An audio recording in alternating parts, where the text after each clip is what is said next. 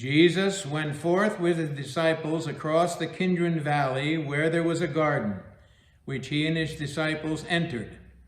Now Judas, who betrayed him, also knew the place. And for Jesus often met there with his disciples. So Judas, procuring a band of soldiers and some officers from the chief priests and the Pharisees, went there with lanterns and torches and weapons. Then Jesus, knowing all that was to befall him, came forward and said to them, "Whom do you seek?" They answered him, "Jesus of Nazareth." Jesus said to them, "I am he."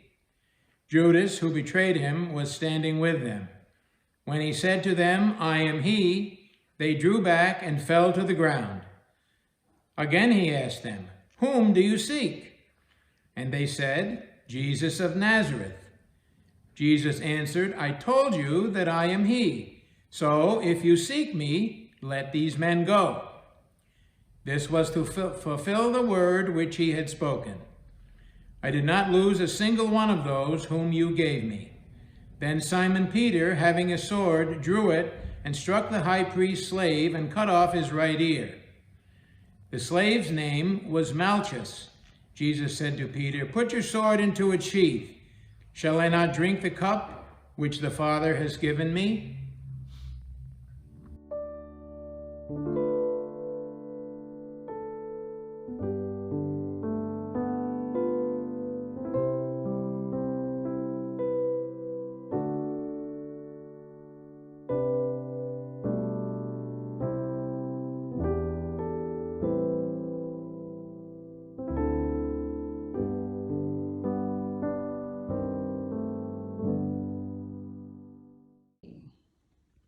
So the band of soldiers and their captain and the officers of the Judean authorities seized Jesus and bound him. First they led him to Annas, for he was the father-in-law of Caiaphas, who was high priest that year.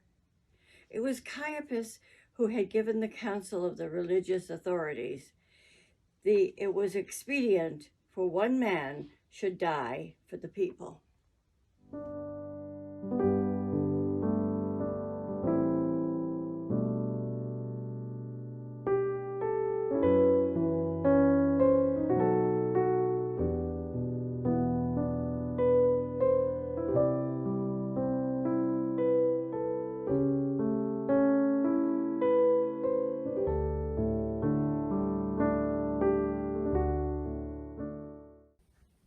Simon Peter followed Jesus, and so did another disciple. As this disciple was known to the high priest, he entered the court of the high priest along with Jesus while Peter stood outside at the door. So the other disciple, who was known to the high priest, went out and spoke to the woman who guarded the gate and brought Peter in. The woman who guarded the gate said to Peter, "Are not you also one of this man's disciples?" He said, "I am not." Now the servants and officers had made a charcoal fire because it was cold, and they were standing and warming themselves. Peter also was with them, standing and warming himself.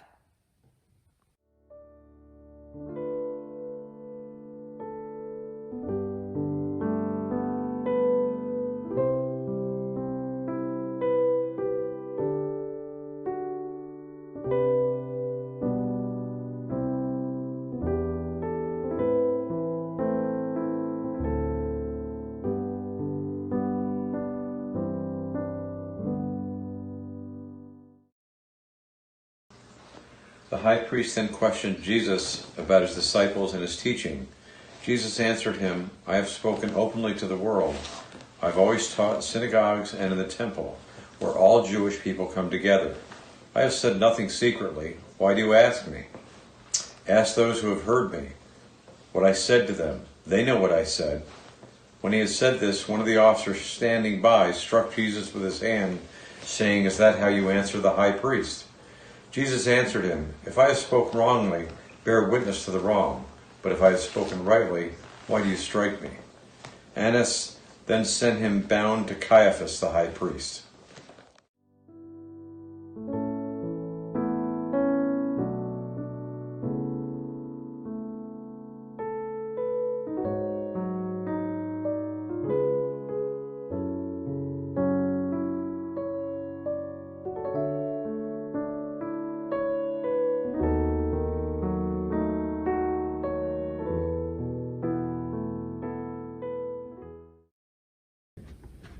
Now Simon Peter was standing and warming himself. They said to him, Are not you also one of his disciples? He denied it and said, I am not. One of the servants of the high priest, a kinsman of the man whose ear Peter had cut off, asked, Did I not see you in the garden with him? Peter again denied it, and at once the cock crowed.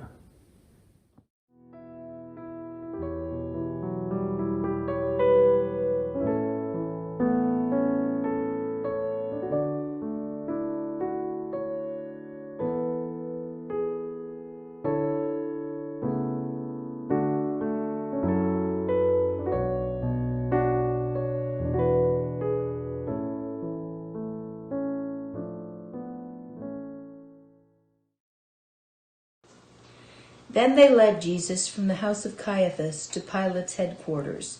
It was early. They themselves did not enter the headquarters so that they might not be defiled, but might eat the Passover. So Pilate went out to them and said, What accusation do you bring against this man? They answered him, If this man was not an evildoer, we would not have handed him over. Pilate said to them, Take him yourselves and judge him by your own law. The religious authorities said to him, It is not lawful for us to put any man to death. This was to fulfill the word which Jesus had spoken to show by what death he was to die.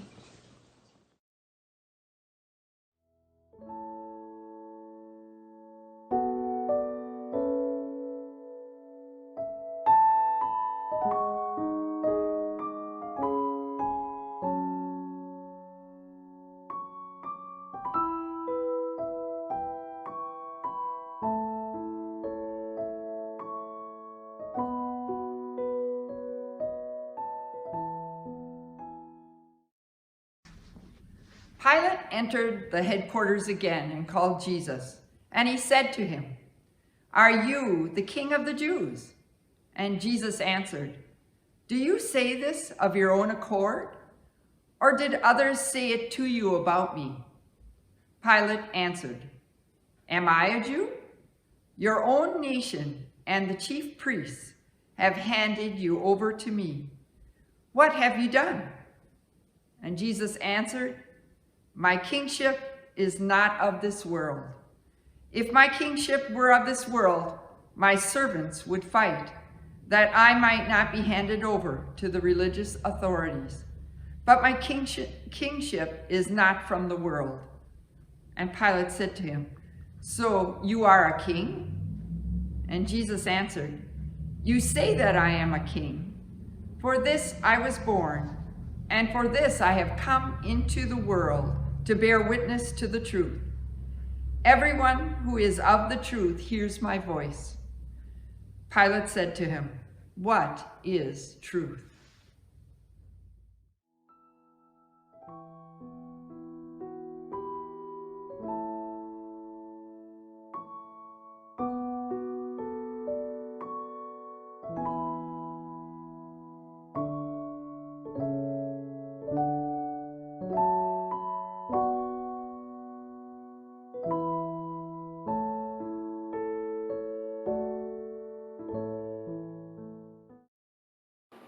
After Pilate had said this, he went to the religious authorities again and told them, I find no crime in him, but you have the custom that I should release one man for you at Passover.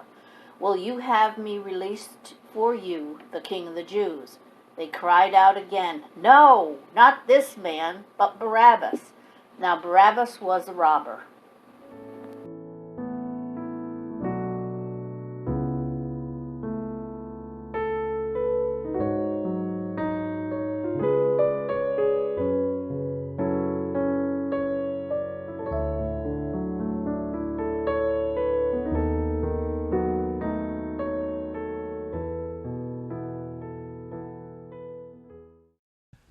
Then Pilate took Jesus and scourged him, and the soldiers plaited a crown of thorns, and put it on his head, and arrayed him in a purple robe.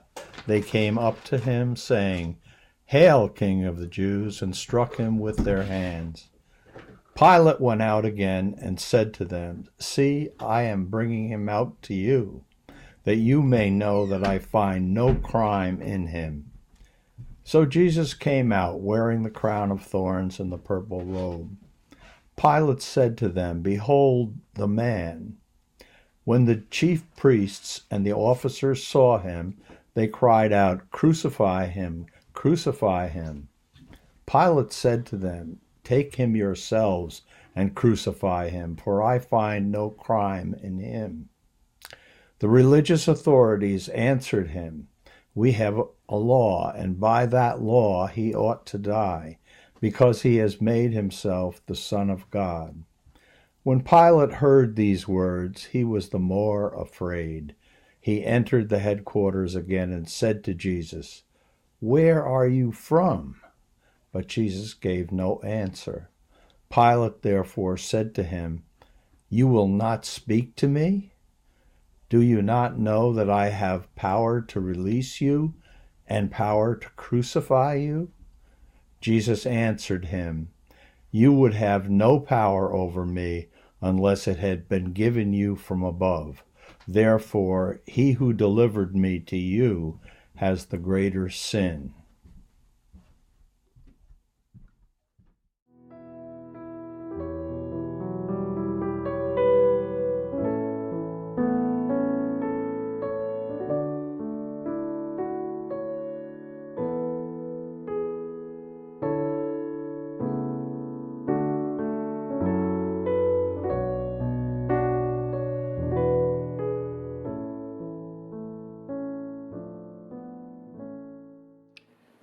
Upon this Pilate sought to release him, but the religious authorities cried out, "If you release this man, you are not Caesar's friend. Anyone who makes himself a king sets himself against Caesar." When Pilate heard these words, he brought Jesus out and sat down on the judgment seat at the place called the Pavement, and in Hebrew, Gabbatha. Now it was the day of preparation of the Passover. It was about the 6th hour. He said to the religious authorities, "Behold your king." They cried out, "Away with him! Away with him! Crucify him!" Pilate said to them, "Shall I crucify your king?" The chief priests answered, "We have no king but Caesar." They handed him over to them to be crucified.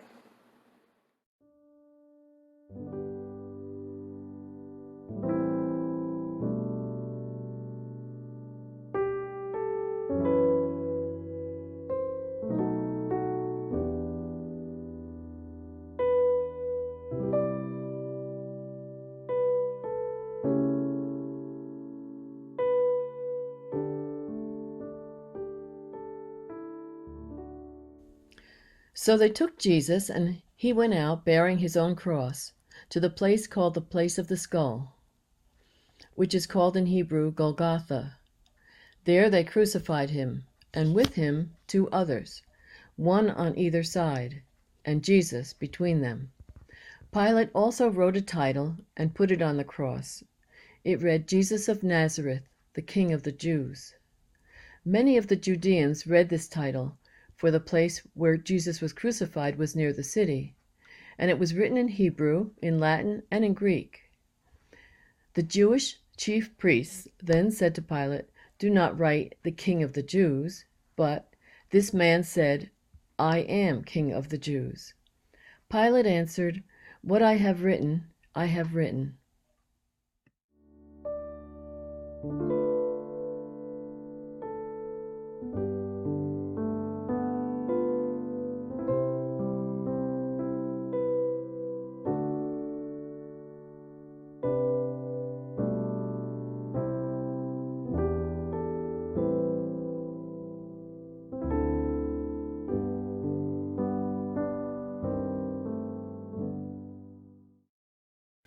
When the soldiers had crucified Jesus, they took his garments and made 4 parts, one for each soldier, also his tunic.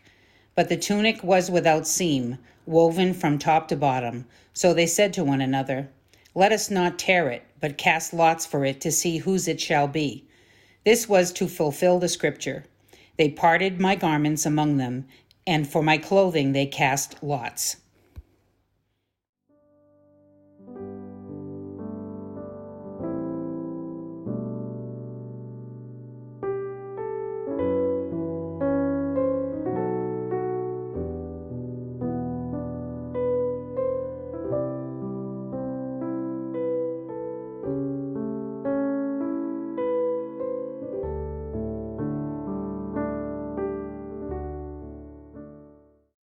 So the soldiers did this, but standing by the cross of Jesus were his mother and his mother's sister, Mary, the wife of Clopas, and Mary Magdalene.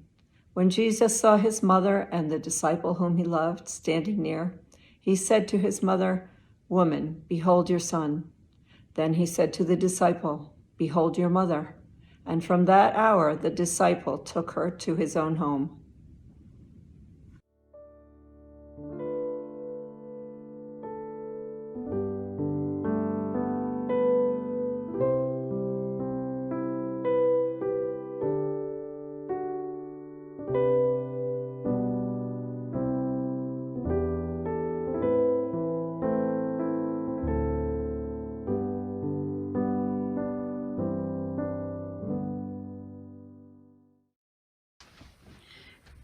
After this, Jesus, knowing that all was now finished, said, "To fulfill the scripture, I thirst."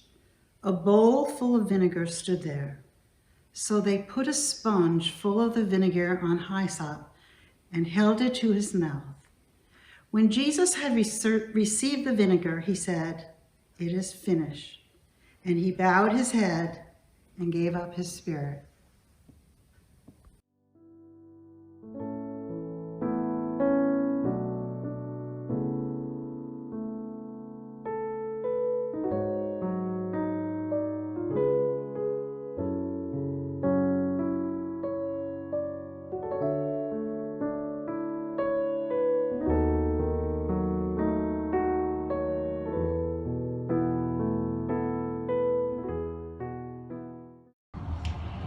Since it was the day of preparation, in order to prevent the bodies from remaining on the cross on the Sabbath, for that Sabbath was a high day, the religious authorities asked Pilate that their legs might be broken and that they might be taken away. So the soldiers came and broke the legs of the first and of the other who had been crucified with him. But when they came to Jesus and saw that he was already dead, they did not break his legs. But one of the soldiers pierced his side with a spear, and at once there came out blood and water.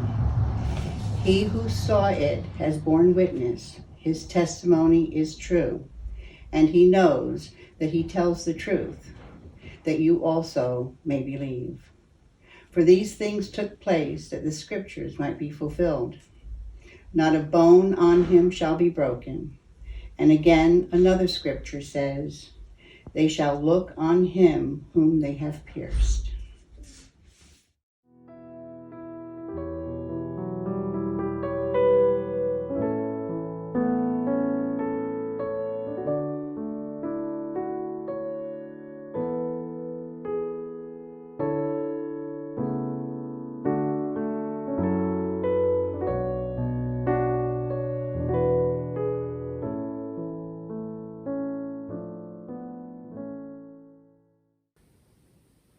After this, Joseph of Arimathea, who was a disciple of Jesus, but secretly, for fear of the religious authorities, asked Pilate that he might take away the body of Jesus. And Pilate gave him leave. So he came and took away his body.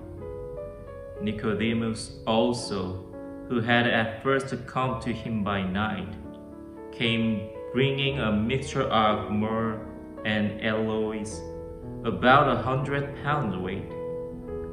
They took the body of Jesus and bound it in linen cloth with the spices, as is the burial custom of the Jews.